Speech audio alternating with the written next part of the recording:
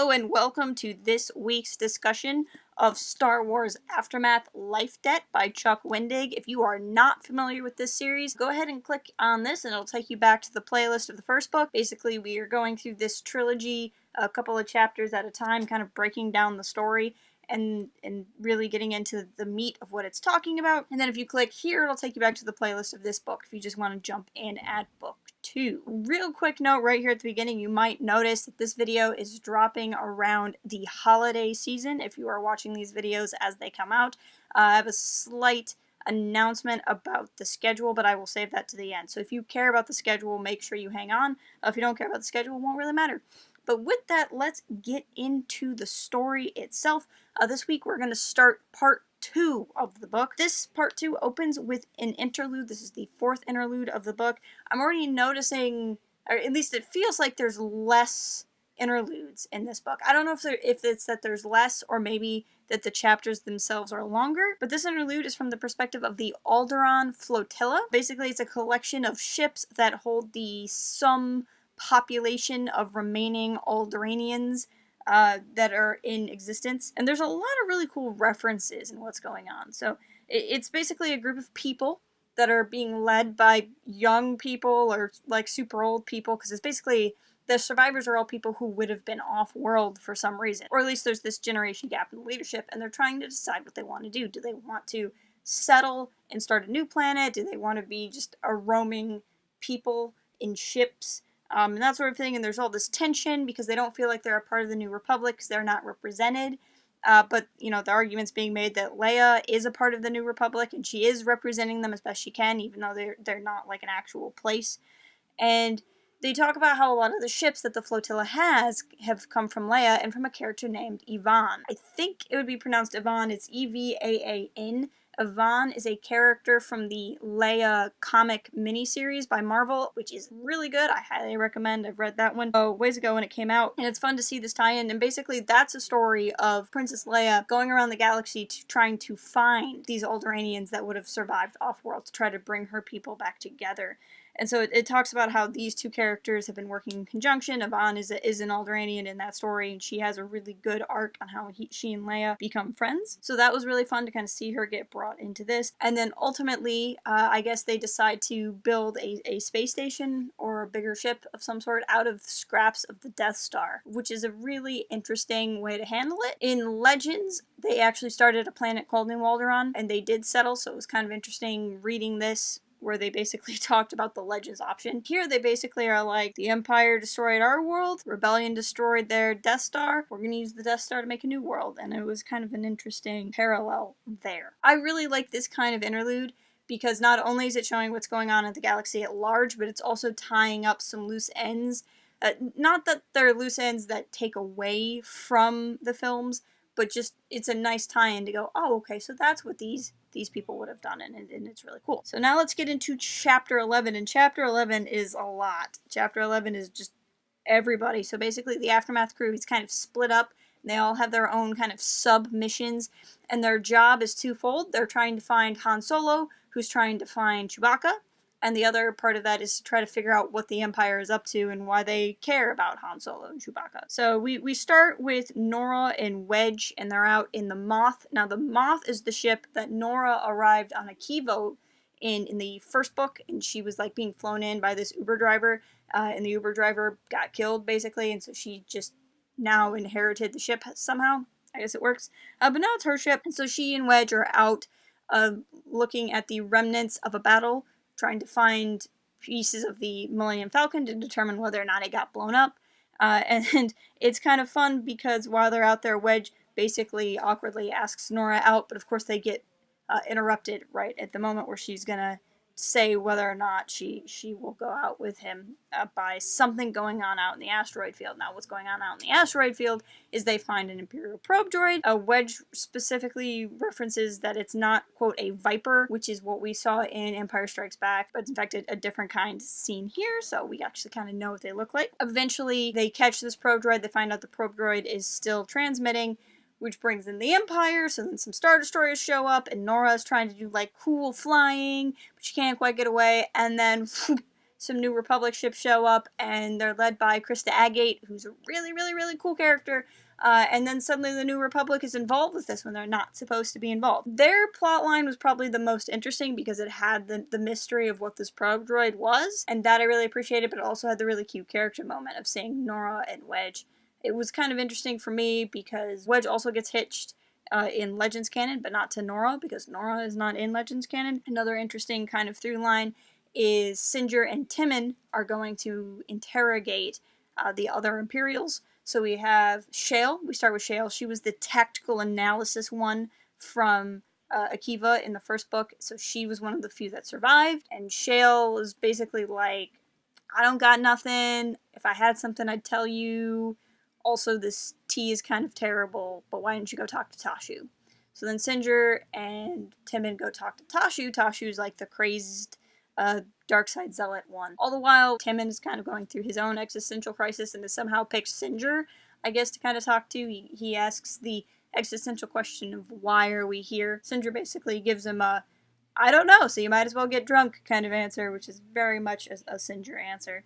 But basically, what happens after that is something about Tashu really upsets Timon, and Singer isn't sure why, but he lets Timon kind of go off on his own, so that'll be a thing we'll kind of learn about later. But then Singer gets to kind of interrogate Tashu, but he never really gets anything out of Tashu until he gets a piece of information from Jazz, and this information from Jazz kind of turns on something in Tashu's mind, and he says that there's not a prison on this planet that Jazz has found out about, but a prison maker. Other plot line is Jazz and Jom, who have gone off on their own, and they're on Nar Shaddaa, and Jazz is trying to milk her contacts for information, and can't because she basically owes everybody money and has a price on her head, so she's trying to be super stealthy about it. She and Jom end up getting captured, and Jazz has to talk her way out of it, basically saying, to this person that she owes money, hey, I'll pay you, but you have to let me go, and if I don't come through with it this time, I'll turn myself in and my whole team, which really upsets Jom, but it lets her get away. She gets some information. That is the information that she passes on to Singer. So it's this kind of whole spiderwebby thing of how all of these stories connect. Also, if it's of interest to anyone, at the end of Jazz and Jom's story, where they are escaping from criminals, they also end up fighting amongst themselves yet again. That was kind of all that went down in that stretch of time. Some of the kind of interesting things that pull out of that is there's one point where Singer's thinking about the New Republic, and he's really thinking about the Empire and how the rebellion was born out of the Empire like a disease and tore the Empire up from the inside out.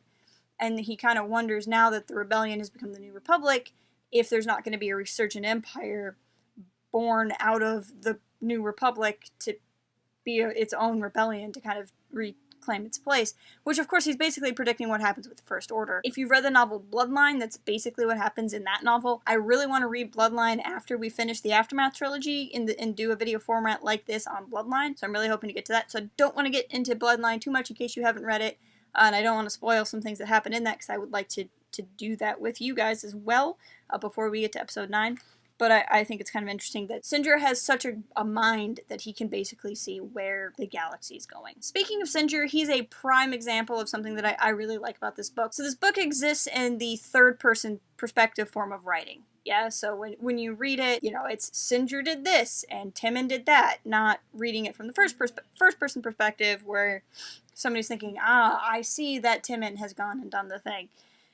But the way Wendig writes is it's third person that almost feels like first person. It's very much in third person, but the way he writes the story, like the style he uses, seems to change with each character, and it's most prominent with Singer, because Singer's the one with the biggest personality. You're reading from Singer's perspective, and Singer's like, oh, I wonder if it's blah blah blah.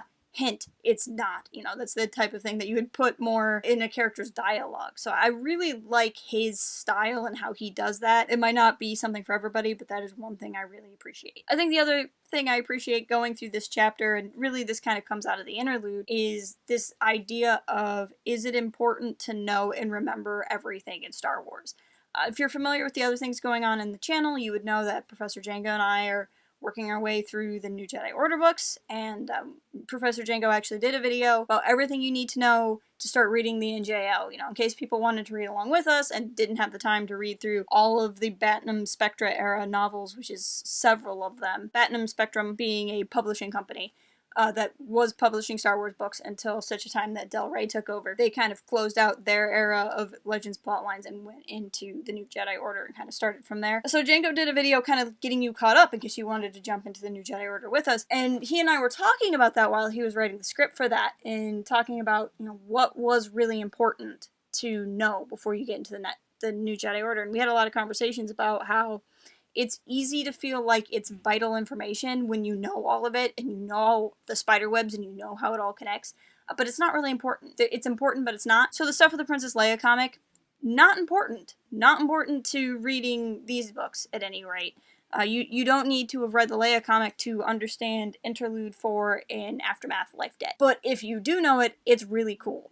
And I think it's something important to remember as fans, especially as fans who might want to make other people into fans, not to overload people with information and not to worry about it too much. I mean, I like to go into a lot of details in this, but I'm also going through a single book, chapter by chapter by chapter. If I was doing a review, I wouldn't go nearly as into detail, obviously. To that point, I remember when I was reading this book the first time, Life Debt the first time, I had read Aftermath when it came out, and then there were several months before Life Debt came out. And when I read Life Debt, I didn't realize that Shale and Tashu were the characters from Aftermath. I'd remembered that there were characters like them in Aftermath, but I didn't make the connection that it was the same people. But in reading the novel, I didn't lose anything not realizing that they were the same people. Like, I was still able to fully appreciate what was going on, because the important thing was remembering the main characters. It's so interesting to me to kind of think about what I consider important and vital information. I mean, back before The Last Jedi came out, I did everything you need to know about the Star Wars movies, assuming you're going to see Last Jedi as your first Star Wars movie. So I don't know, I think it's an interesting thing to think about. I don't really have like a solid answer.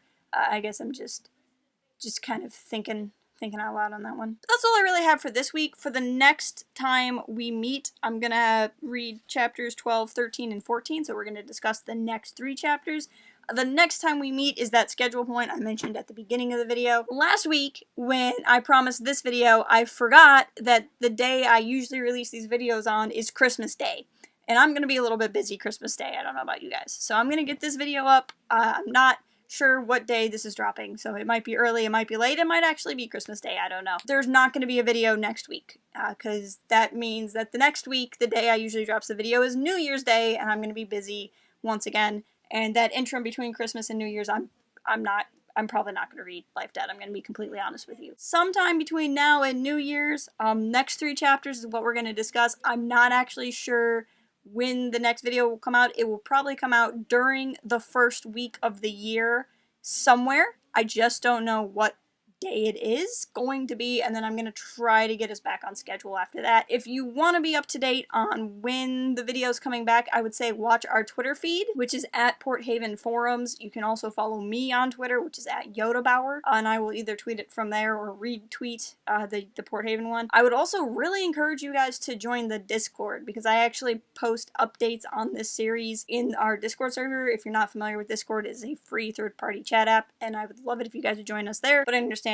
everyone has 5 million accounts on 5 million things and people don't want one more. I will try to keep on a schedule as best I can, but I'm already ranting about the schedule way too long as it is. I already threw out our socials, so I'll say with that, please leave a comment letting me know what you thought about this chapter. But with that, I hope you all have a fantastic holiday season. If you celebrate Christmas, Merry Christmas. If you don't, I hope you have a wonderful holiday of whatever holiday you choose. If you don't celebrate a holiday, then happy Life Day to you anyway. And I will talk to you all next year.